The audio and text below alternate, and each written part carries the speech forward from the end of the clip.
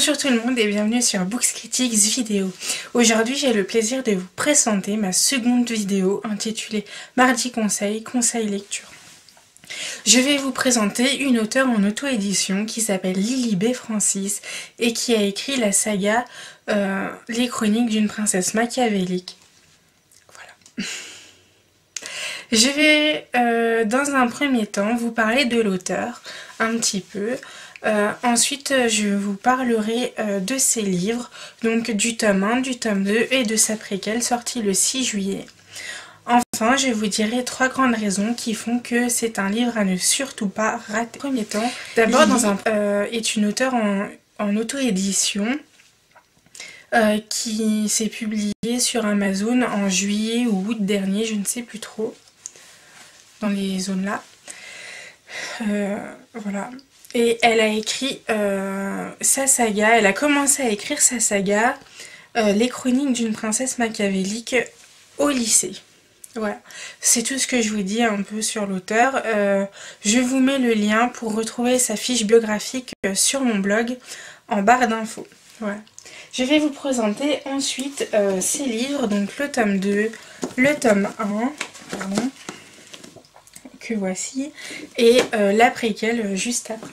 Donc le tome 1, donc c'est l'histoire d'Agnès Thompson Short qui vit à Rocky City en Californie où donc elle provient d'une famille riche, elle fait des études de mode et elle a un meilleur ami qui s'appelle Phébus Roland.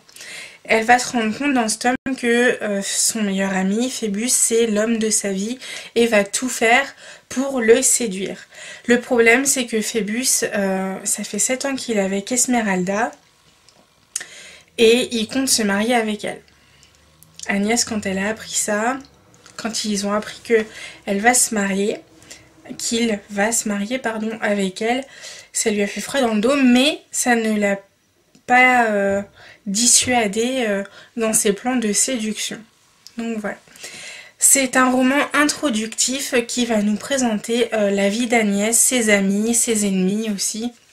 Enfin, oui, ses ennemis, 2 en particulier. Esmeralda, donc la copine de Phoebe, et son frère Matteo. Ouais, voilà. C'est un roman donc assez long dans le sens où il y a beaucoup de présentations de personnages parce qu'il y en a beaucoup, mais il est surtout sympa, drôle et très émouvant aussi. Voilà. Je vous le conseille. Hein. C'est aussi un livre où on fait la rencontre, donc où on s'immisce, comment je pourrais dire, où on fait la découverte, voilà, d'une plume fluide, enivrante et envoûtante, drôle et très très sympa, qui nous emmène dans un lieu, dans une histoire fictive mais tellement réelle quoi, que du coup on a l'impression que Agnès et ses potes, c'est nous avec nos potes quoi. Donc voilà tout ce que je pouvais dire de ce premier tome. Ensuite, le second tome, que je ne vais pas vous spoiler, juste vous dire un petit bref résumé. C'est donc, on suit toujours les aventures d'Agnès. Elle, dans ce tome-là, elle va se rendre compte que elle a fait beaucoup de mal autour d'elle, pas seulement à Phoebe et Esmeralda, mais aussi à tout autre, aux autres personnes comme quelques amis. Enfin, je vous en dis pas plus. Et elle va essayer de réparer toutes ces erreurs, à voir si c'est possible. Donc c'est ce tome 2, c'est mon roman préféré, même s'il est ex aequo avec la préquelle. C'est mon roman préféré parce que là, il y a des émotions de malade, des sentiments de dingue, et là aussi on se rend compte que Agnès, ça peut être n'importe qui d'entre nous et que c'est une saga tellement empreinte de réalisme que voilà quoi. C'est waouh. Je sais même plus quoi dire tellement c'est elle me laisse sans voix à chaque fois, quoi. Voilà. Ensuite, pour la préquelle, je vais essayer de vous mettre à côté de moi la couverture. Donc c'est une histoire qui se passe avant le tome 1, car c'est une histoire qui se passe entre Matteo et Agnès. Je ne vous en dis pas plus sur l'histoire qu'il y a eu entre eux, mais parce que vous allez la retrouver dans le tome 1 en fait. Et donc là, on va aussi apprendre à découvrir Agnès sur comment qu'elle était avant cette histoire, quoi. Et comment elle a rendu cette histoire aussi. Voilà, donc c'est vraiment une préquelle que je conseille, mais qui est quand même réservée à ceux qui ont lu les 2 premiers tomes, parce que sinon vous allez vous auto-spoiler. Et donc c'est pas le but, hein, on est d'accord. Voilà, donc suivez l'ordre des parutions, j'ai envie de dire. Tome 1, tome 2, préquel. Et après le tome 3 qui sort en octobre, j'ai trop hâte. J'ai trop hâte, le tome 3. Si j'espère que... Ouais, voilà. Hein, vous avez compris par ces... je sais même plus comment on dit, bref. Que j'ai trop hâte de l'avoir dans ma liseuse, parce que en fait Agnès me manque. Vous voyez, j'ai lu le tome 1, j'ai lu le tome 2, la préquelle elle me l'a envoyé en avant-première mondiale, parce qu'elle m'a dit bon Sophia, au fait j'ai écrit une nouvelle, une préquelle, et je vais te l'envoyer pour te faire patienter. Bah, je lui dis d'accord, envoie-la moi. J'étais contente de la recevoir, mais en fait, ça a eu l'effet inverse. Ça m'a pas fait patienter, ça m'a juste rendue encore plus impatiente. Donc, je vous dis, heureusement que j'ai une pile longue comme le bras, parce que sinon, ça va être... Enfin, c'est très dur d'attendre, quoi. Hein. Voilà, c'était juste la petite parenthèse. J'ai tellement hâte de l'avoir, mais en même temps j'ai pas envie que la chronique, les chroniques d'Agnès se finissent, parce que je sais que quand tu auras le tome ultime, et ben elle va tellement me manquer, quoi. C'est un truc de fou. Bref. Donc voilà, dans la globalité de ces 3 tomes, je vous les conseille. Pourquoi? Parce que, on fait la rencontre d'une plume merveilleuse, exceptionnelle, génialissime, qui est fluide, qui est envoûtante, entraînante, drôle, et qui sait décrire les sentiments et les émotions à la perfection.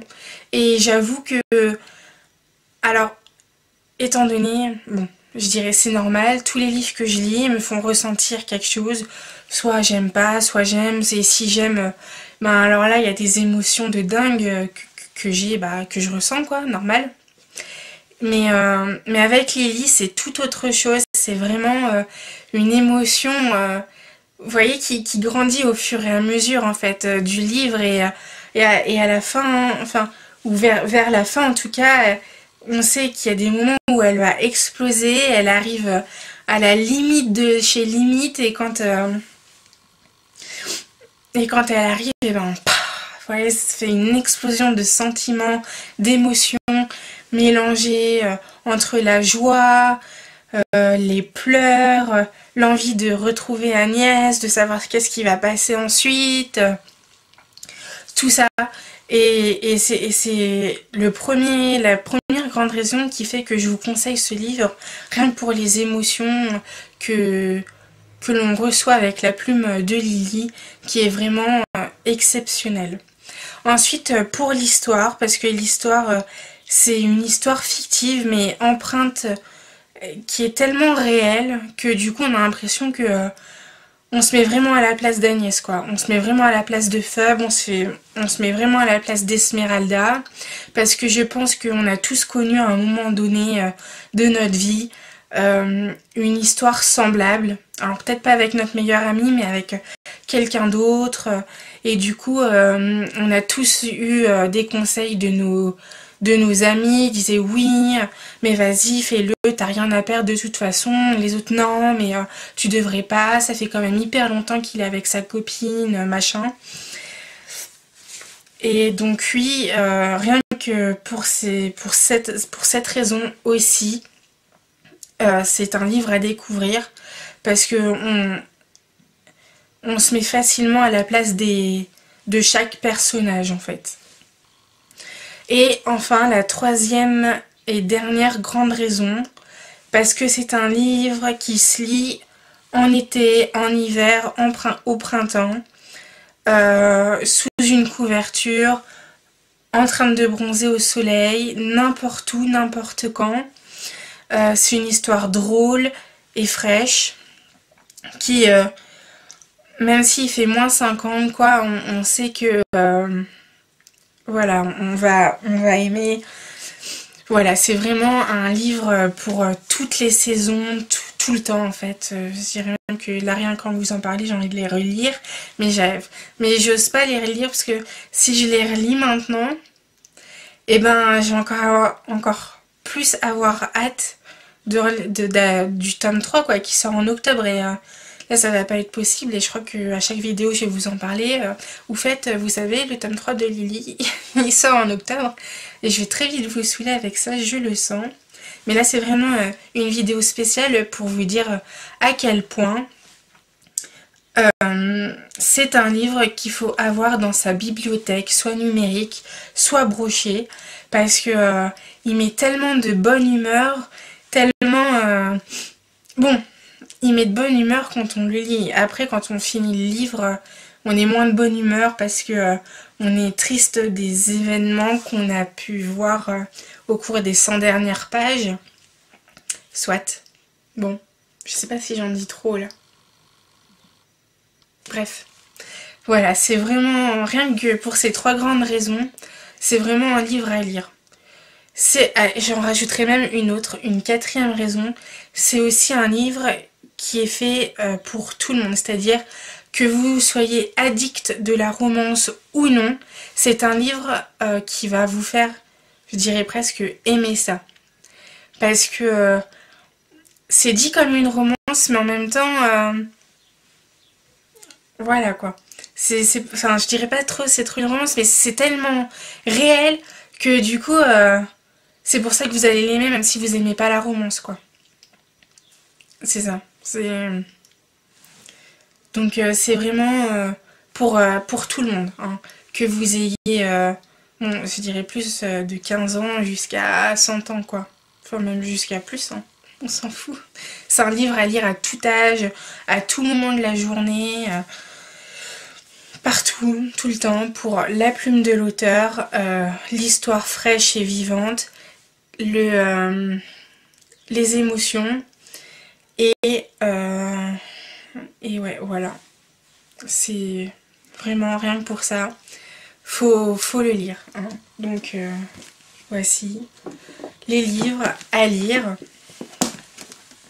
avec la préquelle qui est sortie donc le 6 juillet. Voilà les amis, c'est tout pour aujourd'hui. J'espère que cette vidéo, elle vous aura plu. N'hésitez pas à commenter, partager, tout ça, me dire ce que vous en avez pensé. Je vous laisse les liens donc en barre d'infos. Et à bientôt sur les réseaux. Bisous!